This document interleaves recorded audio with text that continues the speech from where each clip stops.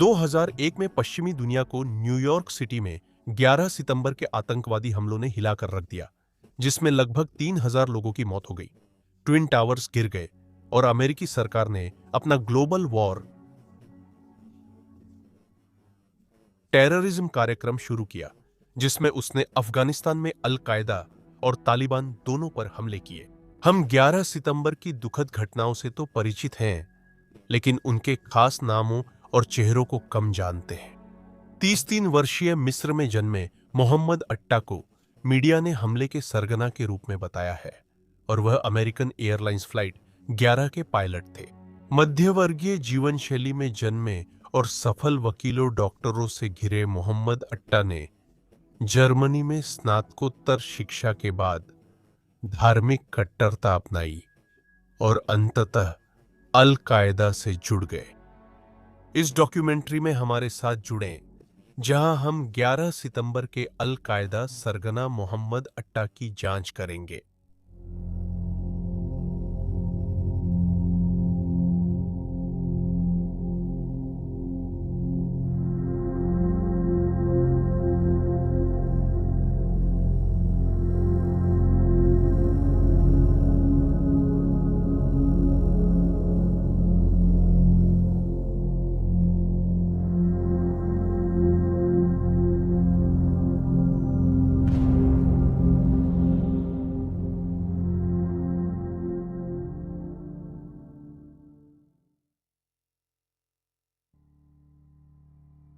मोहम्मद अट्टा का जन्म 1 सितंबर 1968 को काफर अल शेख, मिस्र के नील डेल्टा क्षेत्र में हुआ था।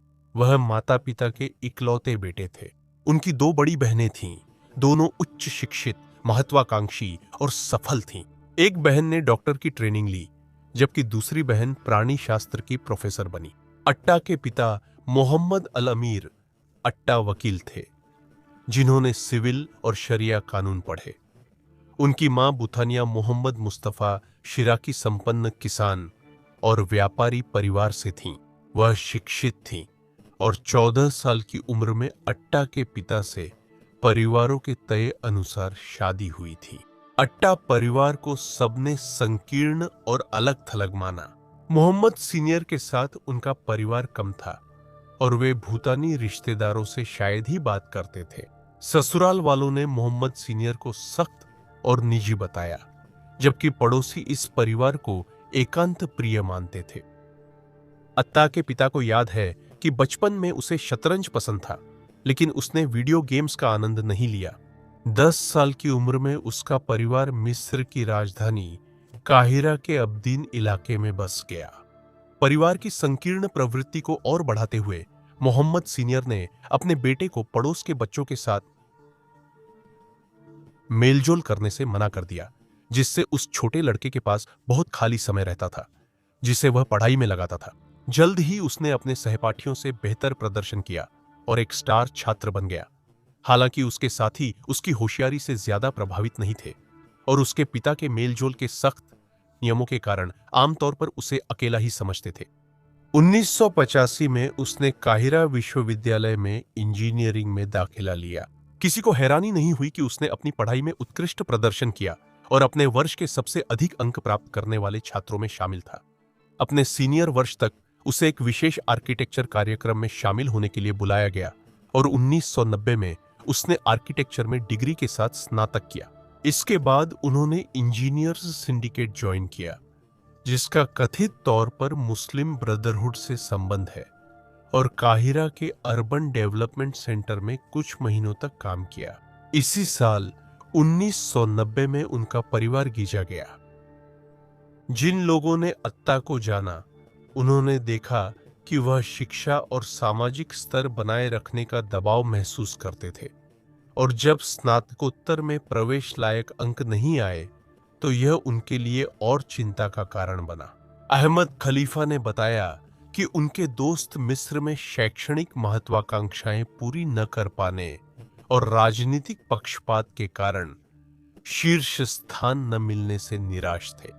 अत्ता को युवावस्था में कभी राजनीतिक व्यक्ति नहीं माना गया था। मिस्र में राजनीति और धर्म पर चर्चा से बचना मुश्किल था इसलिए सहपाठियों ने याद किया कि उनसे राय पूछने पर वह अक्सर साधारण जवाब देते थे। किसी ने उसे प्रार्थना करते नहीं देखा था और कई लोगों ने पाया कि इस्लामी आतंकवादियों पर उसकी राय काफी मजबूत थी।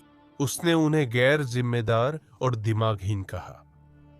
9/11 के बाद कई पूर्व सहपाठी मोहम्मद अत्ता के पुराने रूप और 2001 में आत्मघाती हमला करने वाले रूप को जोड़ने में संघर्ष करते रहे।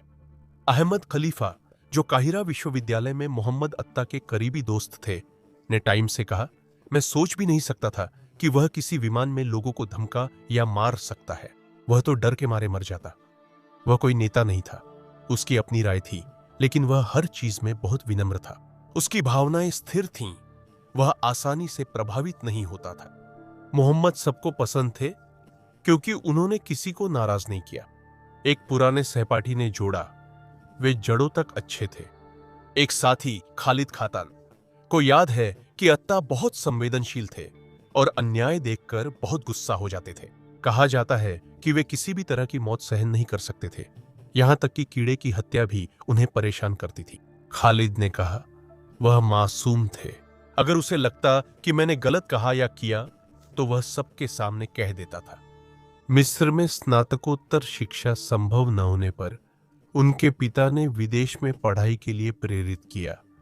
इसलिए उन्होंने काहिरा के गोएथे इंस्टीट्यूट में जर्मन सीखी। 1992 में उनके पिता को एक जर्मन दंपति के बारे में पता चला जो शहर में आए थे और एक एक्सचेंज प्रोग्राम चलाते थे, और उनसे बात करने के बाद उन्होंने अत्ता को जर्मनी में अपनी पढ़ाई जारी रखने के लिए आमंत्रित किया। वे वहां उसके लिए कमरा दिला सकते थे। अत्ता ने निमंत्रण स्वीकार किया और जुलाई 1992 में सारी व्यवस्थाएं होने के कुछ हफ्तों बाद जर्मनी पहुंचे। जर्मनी में उन्होंने हैम्बर्ग यूनिवर्सिटी ऑफ टेक्नोलॉजी में अर्बन प्लानिंग की पढ़ाई शुरू की और यहीं से चीजें बदलने लगी। अत्ता शुरू में 2 हाई स्कूल शिक्षकों के साथ रहते थे, लेकिन जल्द ही उनकी संकीर्ण सोच और अंतर्मुखी स्वभाव के कारण साथ रहना मुश्किल हो गया। हैम्बर्ग में रहते हुए उनका व्यक्तित्व काफी बदल गया। उन्होंने सबसे सख्त इस्लामी खानपान का पालन करना शुरू कर दिया। अल-कुद्स मस्जिद जाने लगे, जो सुन्नी इस्लाम के कट्टरपंथी और उग्रवादी रूप का पालन करती थी। मुश्किल से ही किसी से मेलजोल रखते थे और अक्सर उस दंपति की बेटी के प्रति तिरस्कार दिखाते थे जो अविवाहित थी और उसका खुद का एक बच्चा था। 6 महीने साथ रहने के बाद अत्ता को वहां से जाने को कहा गया। हैम्बर्ग यूनिवर्सिटी ऑफ टेक्नोलॉजी में अत्ता ने कुछ दोस्त बनाए, जिनमें वोल्कर होर्थ शामिल थे, जिनसे वे 1993 में मिले। दोनों अक्सर साथ में यात्रा करते थे और एक दूसरे के साथ पढ़ाई भी करते थे, और होर्थ बाद में बताते हैं कि उन्हें अत्ता पसंद थे, लेकिन उनमें एक तरह की कठोरता थी। उन्होंने याद करते हुए कहा, मैं मोहम्मद को एक ऐसे इंसान के रूप में जानता था जो न्याय की तलाश में था। उन्हें दुनिया की जिस गलत दिशा में जा रही थी उससे ठेस पहुंची थी।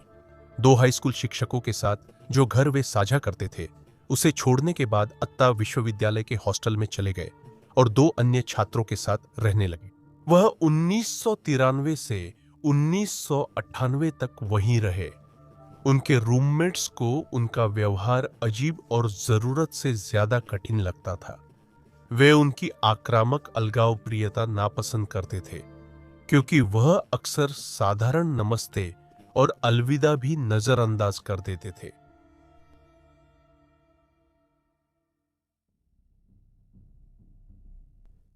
उन्नीस में अत्ता ने अल-कुद्स मस्जिद में अपनी आखिरी वसीयत पर हस्ताक्षर किए, जिसमें उन्होंने अपने मुस्लिम विश्वास की घोषणा और दफन प्रक्रिया के 18 निर्देश दिए। ये निर्देश सुन्नी अंतिम संस्कार और सल्फी विचारधारा दर्शाते थे, जिनमें भावनाएं न दिखाने को कहा गया था। सालों में अत्ता ने मस्जिद के अन्य नियमित लोगों से जान पहचान बढ़ाई और अल-कुद्स व हैम्बर्ग जिले की एक तुर्की मस्जिद में कक्षाएं भी लीं। उन्होंने एक प्रार्थना समूह बनाया और उसका नेतृत्व किया, जहां वे कई अल-कायदा सदस्यों से मिले, जिनमें रमजी बिन अल-शिब शामिल हैं, जो यमनी नागरिक और अल-कायदा के संचार अधिकारी माने जाते हैं। उन्हें 2006 से ग्वांतानामो बे में हिरासत में रखा गया है। 1990 के मध्य में अत्ता ने स्कूल छोड़ना और लंबे समय तक गायब रहना शुरू किया। उन्होंने अपने थीसिस सलाहकार को बताया कि वे थीसिस पर काम करने सीरिया जा रहे हैं। यह लेख अलेप्पो शहर पर केंद्रित है और इसमें अरब व आधुनिक सभ्यता के संघर्ष के बीच शहरी परिदृश्य के इतिहास पर शोध किया गया है। वह अक्सर गगनचुंबी इमारतों व आधुनिक परियोजनाओं की आलोचना करते थे कि ये समुदायों को नुकसान पहुंचाती है, सड़कों को बाधित करती है और शहर की रूपरेखा बदलती है। साथ ही 1995 में उन्होंने हैम्बर्ग में अपनी नौकरी से कई महीने दूर रहकर नियोक्ताओं को बताया कि वह मक्का तीर्थ यात्रा पर जा रहे हैं।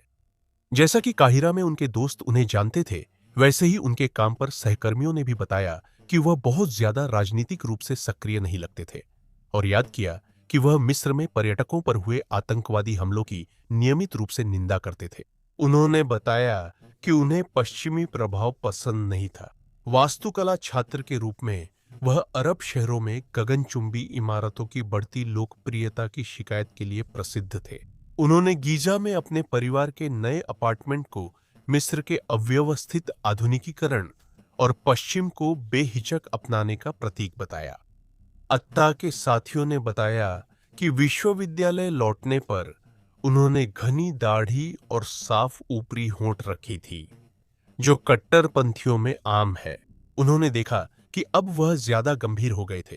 वोल्का होर्थ, जर्मनी में अत्ता के करीबी दोस्त, 1995 में स्कूल छोड़ने के बाद मिस्र के मूल निवासी से संपर्क खो बैठे।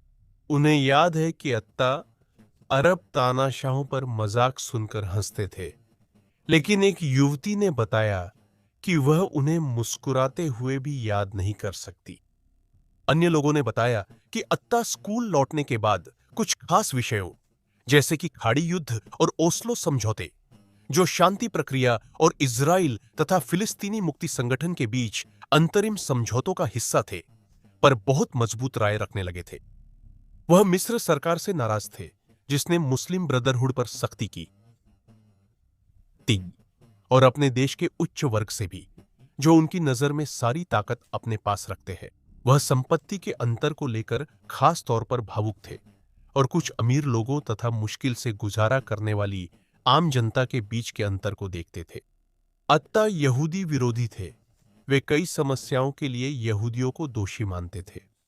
उनका मानना था कि मोनिका लेविंस्की, जो बिल क्लिंटन के साथ अफेयर के लिए मशहूर हुई थीं, एक यहूदी एजेंट थीं, जिन्होंने क्लिंटन को इजराइल फिलिस्तीन संघर्ष के दौरान फिलिस्तीन की मदद न करने के लिए प्रभावित किया। अहमद खलीफा, काहिरा में अत्ता के सबसे अच्छे दोस्त, 1999 में एक दिन शहर में उनसे मिले। उन्हें याद है कि अत्ता उदास थे क्योंकि उनके पास मिस्र में न करियर था न परिवार। उन्होंने कहा, मुझे लगता है उन्हें लगता था कि वे बस पढ़ाई ही करते रहे हैं। अलविदा कहते वक्त मैं दुखी था। ध्यान देने योग्य है कि जर्मनी में पढ़ाई पूरी करने के बाद वे घर लौटना चाहते थे, लेकिन काहिरा में नौकरी की कमी और परिवार के पास जरूरी संपर्क न होने के कारण उन्हें नौकरी नहीं मिल पाई।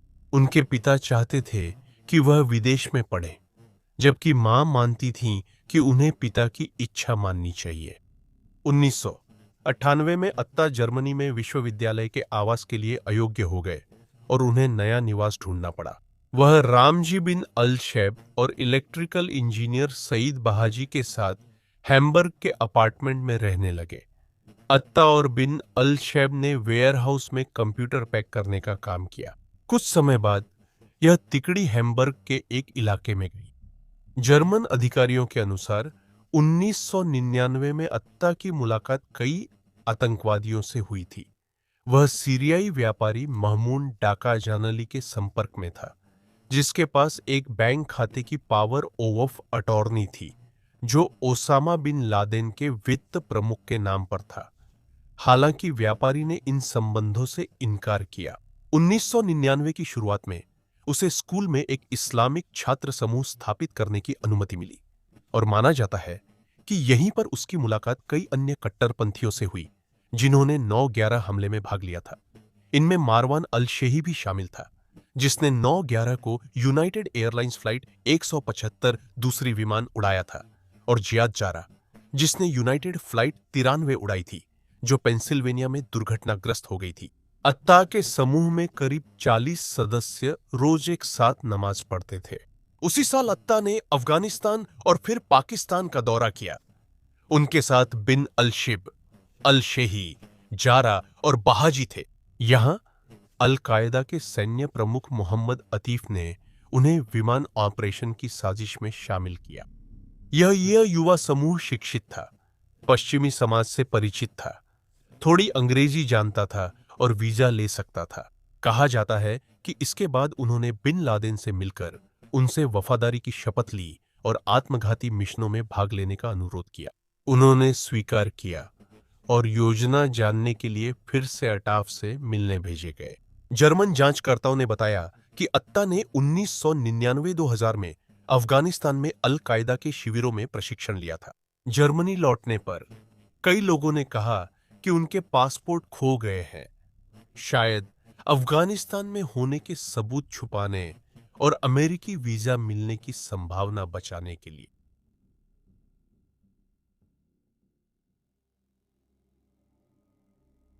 दो 2000 की वसंत में पासपोर्ट मिलने के बाद अत्ता और अलशेही अमेरिका चले गए। अगले महीनों में अत्ता यूरोप से लौटकर जून में फिर अमेरिका गए और नेवार्क, न्यू जर्सी में 6 महीने के टूरिस्ट वीजा पर पहुंचे। कुछ हफ्तों बाद वह और अलशेही फ्लोरिडा के वेनिस में हफमैन एविएशन इंटरनेशनल में फ्लाइट ट्रेनिंग के लिए नामांकित हुए और नोकोमास में संपत्ति किराए पर ली। मकान मालकिन ने अलशेही को पसंद किया, लेकिन अत्ता हमेशा शांत और अलग थलग रहते, कभी आंखों में आंखें डालकर बात नहीं करते थे। दोनों रिपोर्टेडली उत्साही छात्र थे, जिन्होंने 4 महीने की फ्लाइट ट्रेनिंग के लिए $40,000 दिए। स्कूल के मालिक रूडी डेक्रस ने कहा कि अत्ता उन्हें कभी अच्छे नहीं लगे और तुरंत नापसंदगी महसूस हुई। अत्ता ने बताया कि वह जर्मनी में रहते हैं, तो डेक्रस ने अपनी जर्मन सुधारने की कोशिश की, लेकिन अत्ता ने उनकी तरफ ध्यान नहीं दिया। ना तो वह और ना ही अत्ता ने कभी दूसरे छात्रों से मेलजोल बढ़ाने की कोशिश की, बल्कि वे दोनों अकेले ही रहना पसंद करते थे, और एक समय तो उनके खराब व्यवहार के कारण उन्हें स्कूल से निकाले जाने की नौबत आ गई थी। यह उनके लिए बड़ी मुसीबत थी, इसलिए उन्होंने व्यवहार नरम कर लिया ताकि जगह बनाए रख सके। अत्ता का वीजा 3 दिसंबर 2000 को खत्म हुआ, लेकिन सिस्टम ने ध्यान नहीं दिया, इसलिए वह देश में रहा। 21 दिसंबर को उन्हें और अलशेही को पायलट लाइसेंस मिला। अगले हफ्ते उन्होंने ओपेलोका एयरपोर्ट पर सिम सेंटर इनकॉर्पोरेटेड में बोइंग 727 सिम्युलेटर पर कई घंटे प्रशिक्षण लिया। तब उनके पास 300 घंटे की उड़ान का अनुभव था। आगे की तैयारी में अत्ता और अन्य ने फ्लोरिडा के फोर्ट लॉडरडेल की एक एविएशन सप्लाई शॉप से पायलटों के नेविगेशन के लिए ग्लोबल पोजीशन डिवाइस खरीदे। 2001 की गर्मियों में अत्ता ने स्पेन में समय बिताया और आखिरी बार बिन अलशैब से मिले। मियामी से उनकी उड़ान ज्यूरिक, स्विट्जरलैंड होते हुए थी, जहां वे रुके। इस बीच उन्होंने एटीएम से 1700 फ्रैंक निकाले और एयरपोर्ट की दुकान से क्रेडिट कार्ड से 2 स्विस आर्मी चाकू व चॉकलेट खरीदी। 8 जुलाई को वह मैड्रिड, स्पेन पहुंचे और एयरपोर्ट पर कई घंटे बिताने के बाद रात 8:50 बजे पास के होटल में चेक इन किया। उन्होंने उसी रात बिन अलशेब के संपर्क को फोन किया और अगली सुबह 2 बार कॉल की। उसी सुबह उन्होंने कार किराए पर लेकर बिन अलशेब को एयरपोर्ट से लिया। यह पता है कि उन्होंने कैम्ब्रिल्स में 1 रात बिताई, लेकिन उसके बाद उनकी गतिविधियां अस्पष्ट हैं क्योंकि सबूत नहीं मिले। माना जाता है कि वे इस दौरान एक सुरक्षित घर में रहे, जो अल कायदा सदस्यों ने उपलब्ध कराया था। स्पेन में बैठकों में बिन अलशिब ने ओसामा बिन लादेन के निर्देश दिए कि ऑपरेशन जल्द से जल्द किया जाए। बताया जाता है कि अत्ता ने कहा कि सभी अपहरणकर्ता अमेरिका पहुंच गए हैं, लेकिन योजना और तैयारी के लिए कुछ हफ्ते चाहिए। अपहरणकर्ताओं को 4 टीमों में बांटा गया था। हर टीम का नेतृत्व एक प्रशिक्षित पायलट करता था, जो विमान को लक्ष्य तक ले जाता, जबकि बाकी मसल अपहरणकर्ता क्रू और यात्रियों को काबू में रखते थे। हर टीम को अलग लक्ष्य दिए गए थे। बैठकों में तय हुआ कि किन लक्ष्यों पर हमला होगा। पावर प्लांट पर हमले का विचार आया, लेकिन छोड़ दिया गया। बिन लादेन ने बिन अलशिप के जरिए अमेरिकी कैपिटल, पेंटागन और वर्ल्ड ट्रेड सेंटर पर हमला करने का सुझाव दिया, क्योंकि ये अमेरिका के प्रतीक माने जाते थे। उन्होंने कहा कि अगर लक्ष्य पूरे नहीं हुए तो अपहरणकर्ता विमान क्रैश कर देंगे। अत्ता ने सभी समूहों पर मुख्य सरगना नियुक्त किया। अत्ता 19 जुलाई 2001 को अमेरिका लौटे और अगले कुछ हफ्तों में उन्होंने योजना में शामिल विभिन्न अल कायदा सदस्यों को छोड़ने और लेने में समय बिताया और कई अन्य अमेरिकी शहरों जैसे लास वेगास और वेन, न्यू जर्सी की निगरानी उड़ानों पर यात्रा की, जहां उन्होंने अंतिम विवरण देखे और आतंकवादी हमले को कैसे अंजाम दिया जाएगा इसकी रिहर्सल की। वह नवाफ अल हजमी से भी नियमित मिलते थे, जो अमेरिकन एयरलाइंस फ्लाइट 77 के अपहरण दल में थे, ताकि उन्हें उनकी प्रगति की जानकारी मिलती रहे। 23 अगस्त को अत्ता का ड्राइविंग लाइसेंस उनकी गैर हाजिरी में रद्द हुआ, क्योंकि वे बिना लाइसेंस गाड़ी चलाने के चालान पर अदालत में पेश नहीं हुए। इस समय तक अत्ता और अन्य लोग कई अमेरिकी शहरों में घूमते, कम किराए वाले मकानों में कुछ समय रहते और फिर आगे बढ़ जाते थे। पकड़े जाने के डर से वे इतने शांत हो गए कि मस्जिद जाना भी बंद कर दिया। गौरतलब है कि उसी दिन मोसाद, जो कि इजरायली खुफिया एजेंसी है, ने उन्हें उन 19 अमेरिकी निवासियों में शामिल किया था जिनके बारे में माना जा रहा था कि वे अमेरिका पर जल्द ही हमला करने की योजना बना रहे हैं।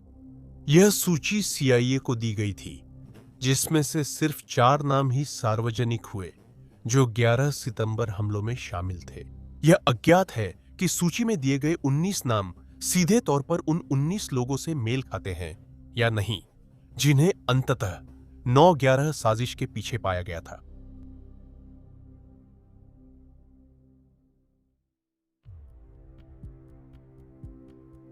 ग्यारह सितंबर की सुबह अट्टा और उनके दल के एक सदस्य अब्दुल अजीज अल उमरी पोर्टलैंड, मेन के पोर्टलैंड इंटरनेशनल एयरपोर्ट पर पहुंचे, जो एक दिन पहले मैसाचुसेट्स राज्य से आए थे। बोस्टन लौटने से पहले अट्टा को computer assisted passenger pre screening system ने उनके बैग्स में विस्फोटक जांच के लिए चुना था। अट्टा को अतिरिक्त जांच नहीं हुई, लेकिन टर्मिनल भी पहुंचने पर बताया गया कि बोस्टन में और सुरक्षा जांच होगी, जिससे वे नाराज हो गए। एयरपोर्ट कर्मचारी माइक तुवाही उनकी नाराजगी से चिंतित थे, लेकिन नस्लीय भेदभाव के डर से रिपोर्ट नहीं कर सके। बोस्टन में लैंडिंग के बाद अट्टा ने अल शेही से एक कॉल लिया, जिससे यह पुष्टि हुई कि हमले शुरू करने के लिए सब कुछ और सभी लोग अपनी जगह पर हैं। इसके बाद अट्टा ने अमेरिकन एयरलाइंस फ्लाइट 11 के लिए चेक इन किया, सुरक्षा जांच पार की और फ्लाइट में सवार हो गए। विमान बोस्टन से 81 यात्रियों और 11 क्रू सदस्यों के साथ रवाना हुआ। सुबह 8:14 बजे उड़ान के 15 मिनट बाद अपहरण शुरू हुआ। पायलटों ने एयर ट्रैफिक कंट्रोल से संपर्क करना बंद कर दिया, जो जमीन पर मौजूद लोगों के लिए पहली चिंता की वजह बनी। फिर विमान अपने निर्धारित मार्ग से हटने लगा और सुबह 8:21 बजे उसका ट्रांसपोंडर, जिससे ATC उन्हें ट्रैक कर सकता था, बंद कर दिया गया। दिलचस्प है कि यूनाइटेड एयरलाइंस फ्लाइट 175 के पायलटों ने, जिसे बाद में अल शेही ने हाईजैक किया, रनवे छोड़ते वक्त फ्लाइट 11 के समय ही संदिग्ध ट्रांसमिशन सुना। उन्होंने सुना, सभी लोग अपनी सीटों पर रहे। यह ट्रांसमिशन ATC को नहीं सुना गया। माना जाता है कि अत्ता कॉकपिट में प्रवेश करते हुए बोल रहा था। एक फ्लाइट अटेंडेंट, जिसका नाम बेट्टी ओंग था, वह अपनी टेलीफोन कार्ड का इस्तेमाल करके अमेरिकन एयरलाइंस ऑपरेशंस सेंटर को फोन करने में सक्षम थी, ताकि उन्हें हाईजैकिंग के बारे में सतर्क कर सके और यह रिपोर्ट कर सके कि कोई भी कॉकपिट के अंदर मौजूद लोगों से संपर्क नहीं कर पा रहा है या उस क्षेत्र में प्रवेश नहीं कर सकता।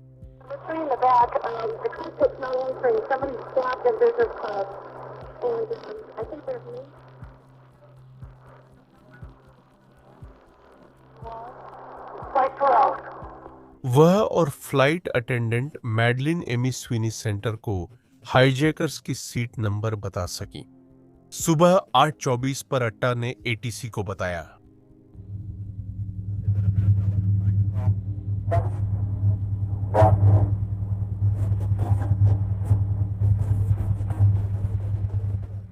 उसने विमान के पीए सिस्टम से घोषणा करनी चाहिए, पर गलत स्विच दबाने से हाईजैकिंग की सूचना एयर ट्रैफिक कंट्रोल को मिल गई।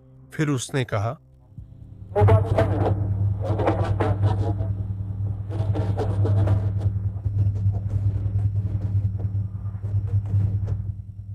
इसके बाद उसने विमान न्यूयॉर्क सिटी की ओर मोड़ दिया और सुबह 8:33 बजे प्रसारण किया।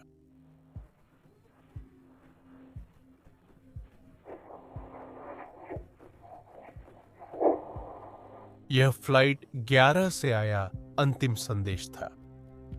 सिर्फ 12 मिनट बाद सुबह 8:46 बजे फ्लाइट 11 न्यूयॉर्क सिटी के वर्ल्ड ट्रेड सेंटर के नॉर्थ टावर से टकरा गई, 93वें और 99वें फ्लोर के बीच।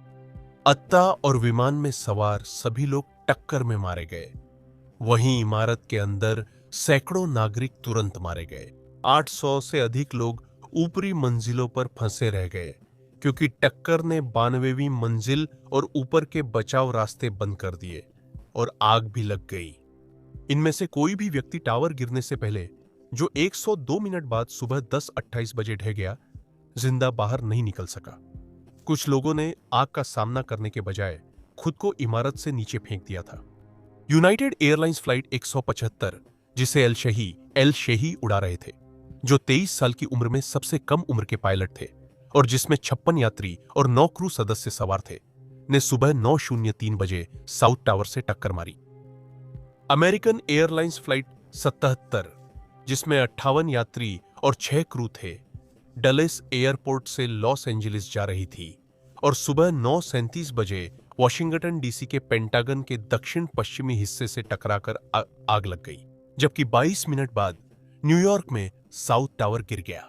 उसी सुबह 8:42 बजे यूनाइटेड एयरलाइंस फ्लाइट 93 ने न्यूयॉर्क से सैन फ्रांसिस्को के लिए उड़ान भरी, जिसमें 37 यात्री और 7 क्रू थे। विमान के प्रस्थान में देरी और अपहरण में बाधा के कारण जब हमला शुरू हुआ, तब यात्रियों व क्रू को ट्विन टावर्स हमले की जानकारी मिल गई थी और उन्होंने विमान का नियंत्रण वापस लेने का निर्णय लिया। जिया जारा, अपहरणकर्ता पायलट, संघर्ष के चलते कैपिटल बिल्डिंग तक नहीं पहुंच सका और सुबह 10:03 बजे विमान को पेंसिल्वेनिया के स्टोनी क्रीक टाउनशिप के पास एक खेत में क्रैश कर दिया।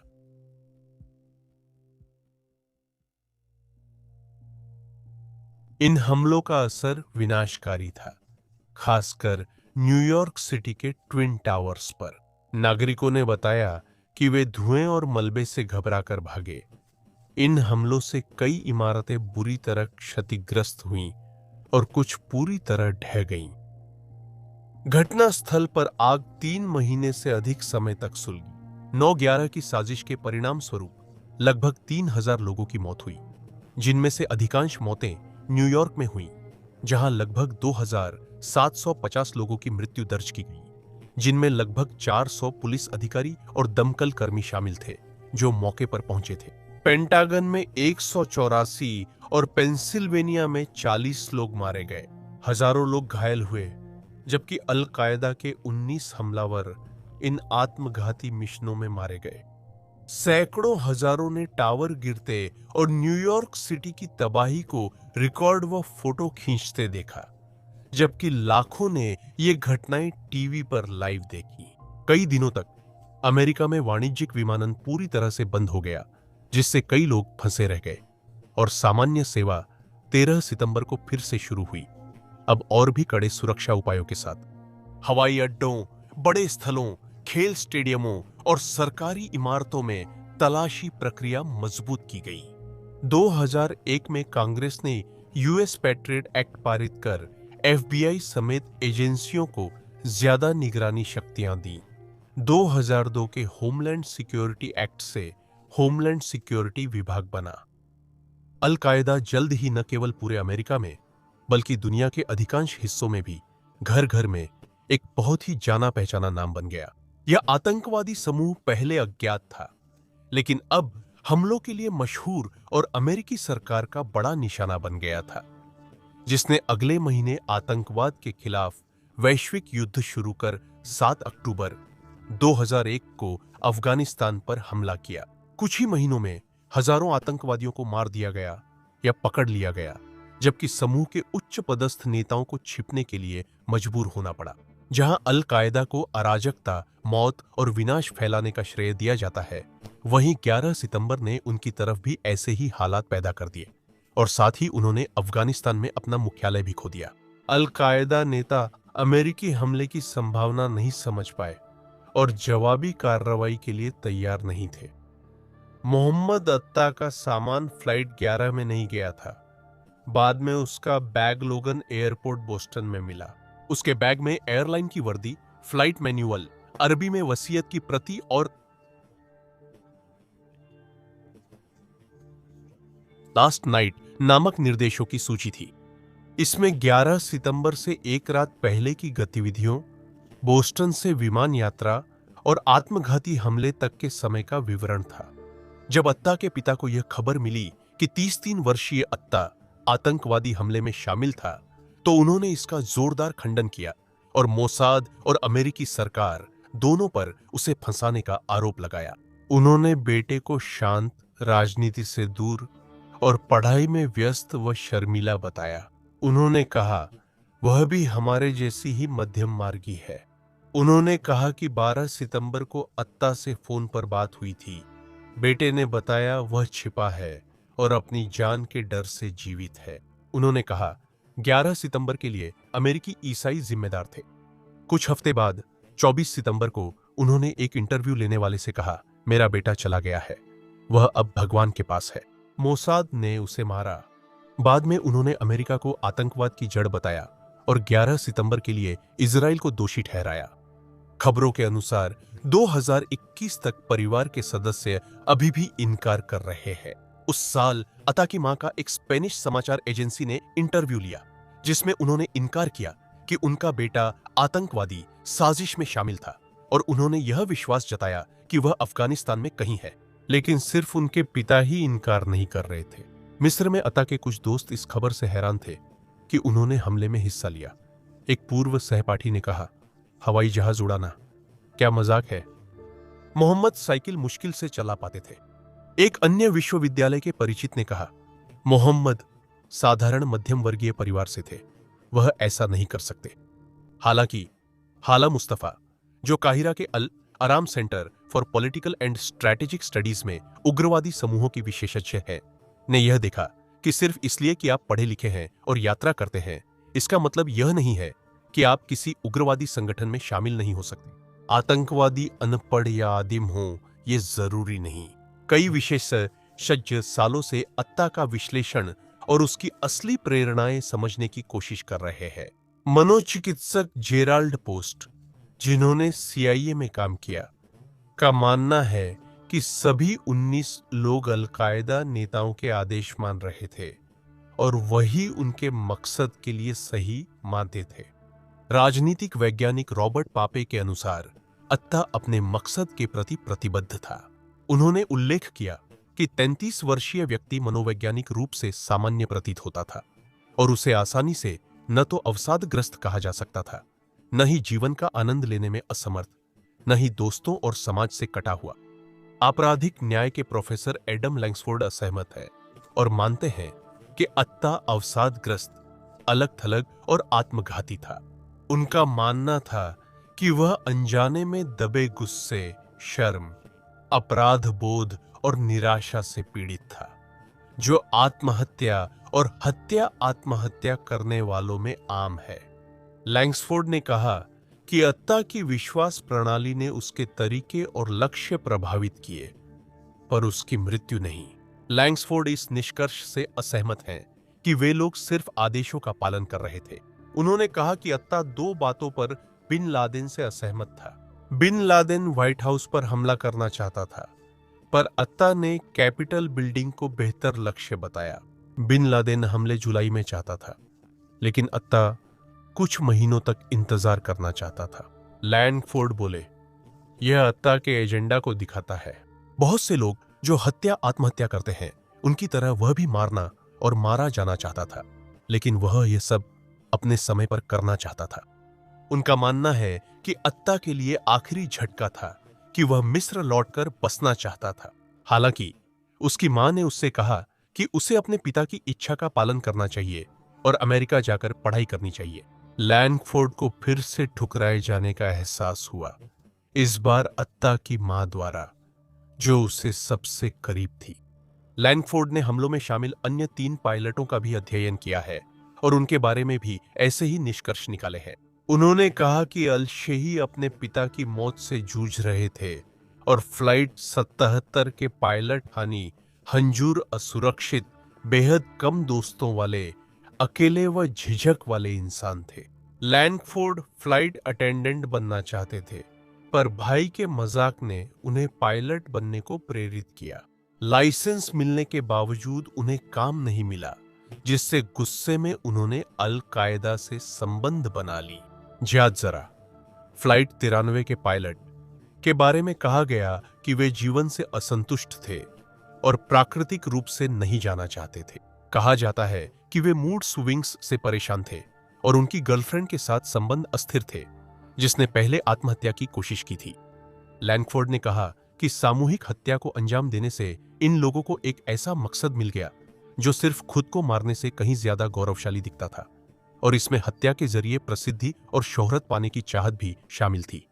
साथ ही इसके परिणामों से बच निकलने की इच्छा भी थी। यह आत्मघाती हमलावरों, उन्मादी और स्कूल में गोलीबारी करने वालों में आम समानता है।